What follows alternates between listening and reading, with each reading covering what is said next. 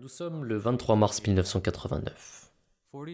40 adeptes dévoués se sont rassemblés autour de l'homme qui a été désigné par Allah pour être le Messie promis et le Mahdi de l'époque. Ils ont parcouru de grandes distances et ont attendu de nombreuses années pour partager ce moment historique. Chacun leur tour, ils ont avancé leurs mains pour saisir la sienne. La bête commence et ils répètent tous après lui.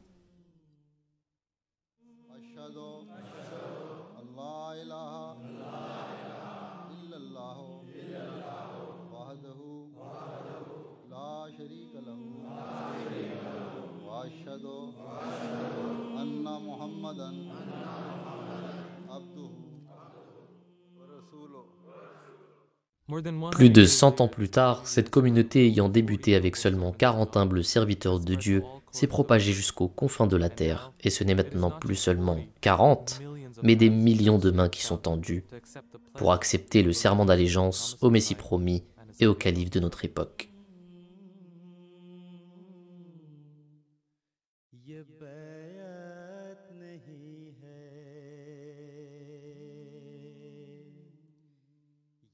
Bay'a est un mot arabe signifiant littéralement « vendre ». Le Messie promis alayhi wassalam a déclaré « Bay'a veut véritablement dire se vendre soi-même. Ses bénédictions et son impact sont basés sur cette condition. Tout comme une graine est semée dans la terre, sa condition originelle est que la main de l'agriculteur l'a semée, mais on ne sait pas ce qu'il en adviendra. Si la graine est de bonne qualité et possède la capacité de grandir, alors avec la grâce d'Allah le Tout-Puissant et en conséquence du travail fourni par l'agriculteur, elle se développe jusqu'à ce qu'un grain se transforme en milliers de grains. De même, la personne faisant la bay'a doit d'abord adopter modestie et humilité et doit s'éloigner de son ego et de son égoïsme. Ainsi, alors, cette personne deviendra apte à la croissance. Mais celui qui continue à s'accrocher à son ego tout en faisant la bay'a ne recevra jamais aucune grâce. Il poursuit en affirmant « Faire la bay'a signifie remettre sa vie entre les mains d'Allah le Tout-Puissant. Cela veut dire « Aujourd'hui, nous avons vendu notre vie à Allah ».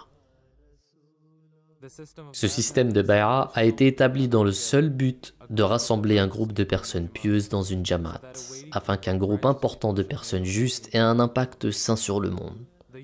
L'unité de ces personnes pieuses doit être une source de bénédiction, de grandeur et de résultats favorables pour l'islam. Les bénédictions d'être unis sous une même croyance peut leur permettre d'accomplir des services nobles et justes pour le bien de l'islam. Ils doivent devenir un refuge pour les pauvres et des pères pour les orphelins.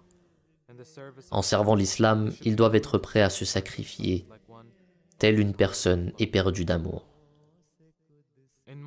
En mars 1903, le jour de l'Aïd, certains compagnons étaient assis ensemble et le Messie promis alayhi wassalam a dit « Écoutez ceux qui ont fait la bay'a aujourd'hui et ceux qui ont fait la bay'a auparavant. J'aimerais dire quelques mots en guise de conseil, écoutez-les attentivement.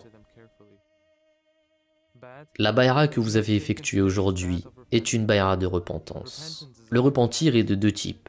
L'un pour les péchés passés, qui veut dire qu'il permet de se réformer des erreurs commises auparavant et de se racheter du mieux possible pour réparer les dommages qu'elles ont causés.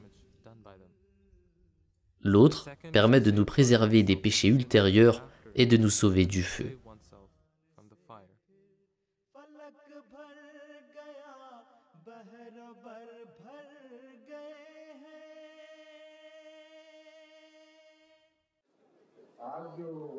Ce dont vous allez être témoin aujourd'hui,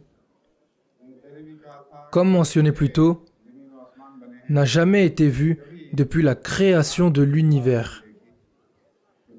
À une époque, des personnes provenant de chaque continent du monde, venant de multiples pays et nations, et en diverses langues porteront allégeance aux mains d'une seule personne.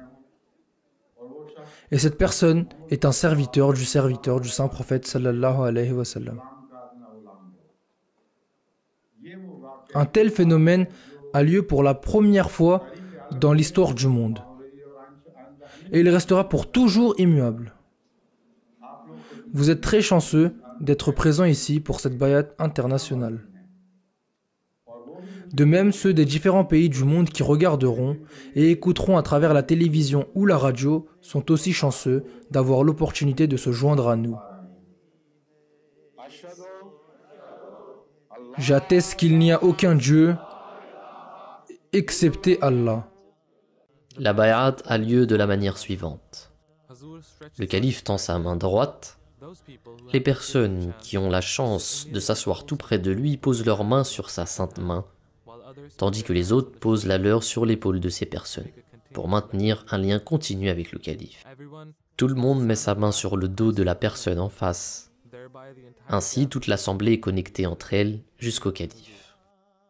Ce n'est pas seulement une connexion physique, mais cela symbolise aussi le lien spirituel que chaque Ahmadi entretient avec le calife de notre temps. Le calife récite une partie des mots de la bay'a en anglais, puis il marque une pause afin de laisser le temps à cette partie d'être traduite en diverses langues. Lorsque l'intégralité du texte de bay'a est terminée, le calife récite l'istighfar.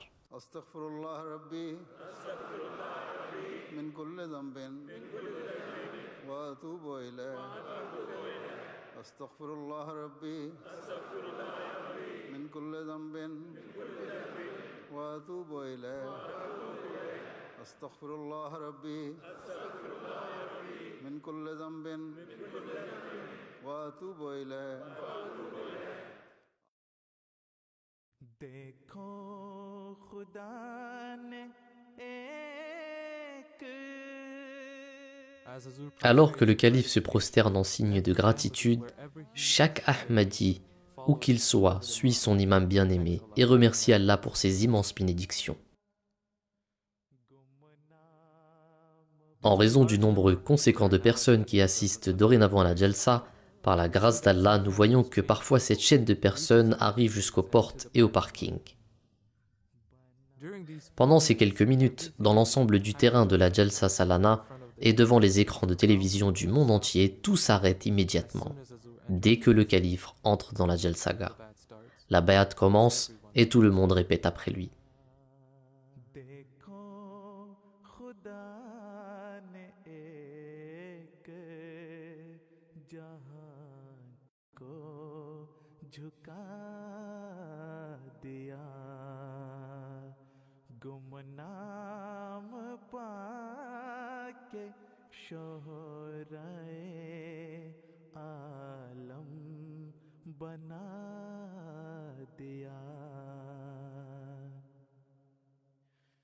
Première condition, que jusqu'au dernier jour de sa vie, il ou elle s'abstiendra du shirk.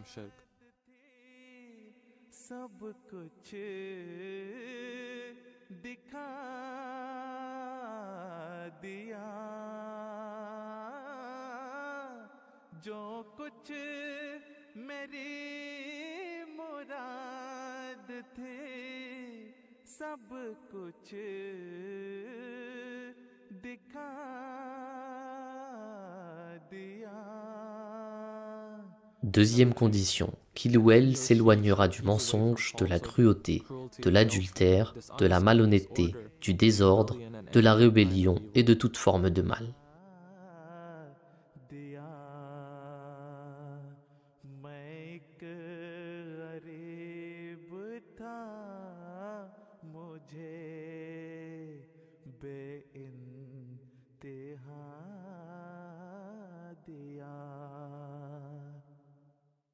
Troisième condition, qu'il ou elle offrira ses 5 prières quotidiennes.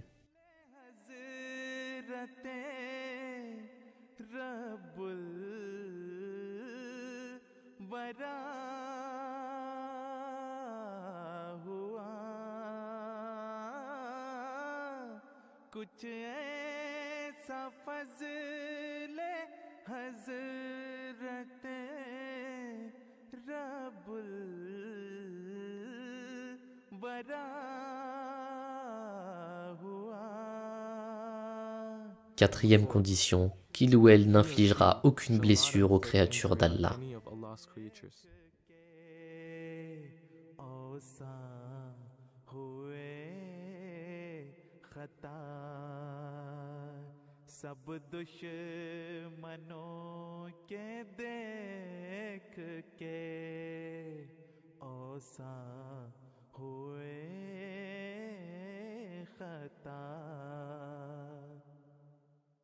Cinquième condition, qu'il ou elle supportera toute épreuve pour l'amour d'Allah.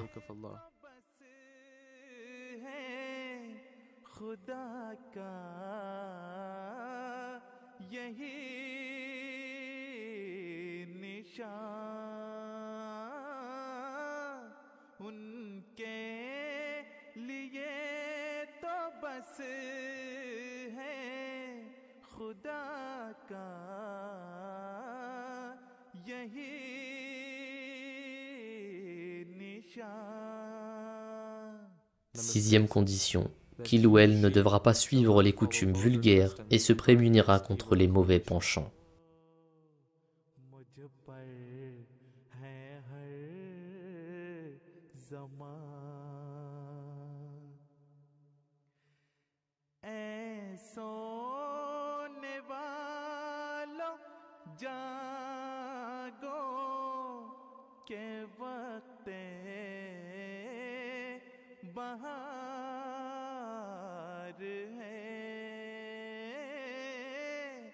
Septième condition, qu'il ou elle se débarrassera de l'orgueil et de la fierté et vivra dans l'humilité et la douceur.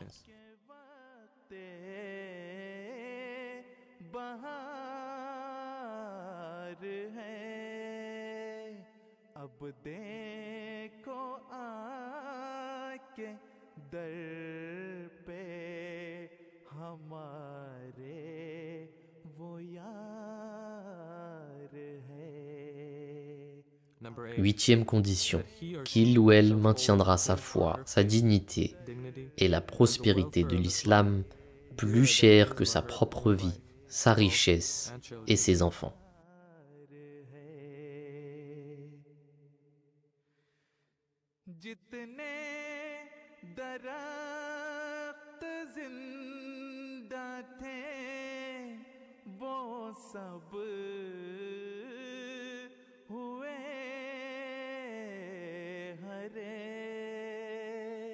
Neuvième condition, qu'il ou elle aura de la sympathie pour toutes les créatures de Dieu et consacrera ses talents à leur bien-être.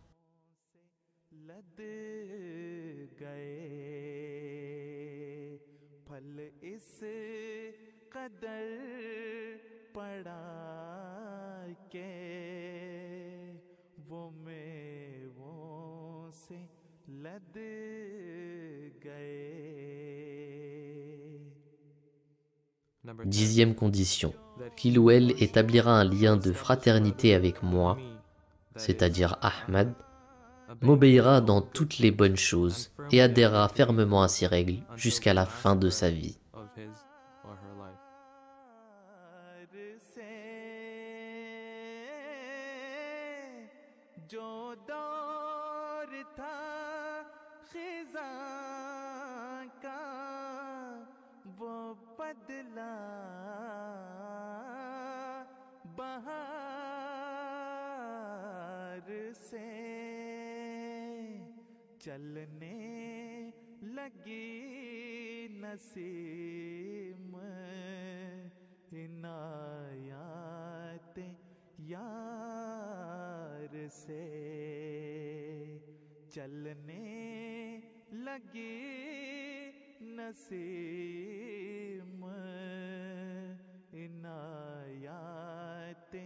यार से